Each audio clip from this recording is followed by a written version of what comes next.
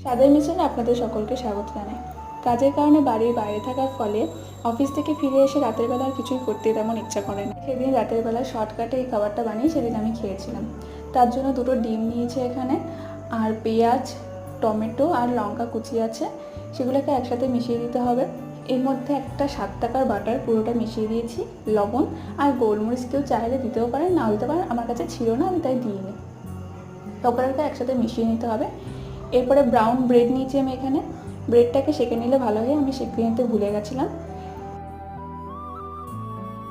এর মধ্যে মিশ্রণটাকে ভালো করে স্প্রেড করে দিতে হবে। এবার স্যান্ডউইচের মতো খেতে পারেন, বা এই এক একটা ব্রেডের উপরে এরকম করে স্প্রেড করে দিয়েও খেতে পারেন।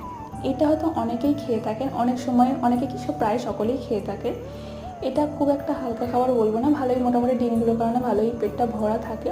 সবসময় রাতের বেলা এটা খেয়ে শোয়াটা একদমই উচিত না, কিন্তু মাঝে মাঝে চলে যখন কিছুই করতে ইচ্ছা করে।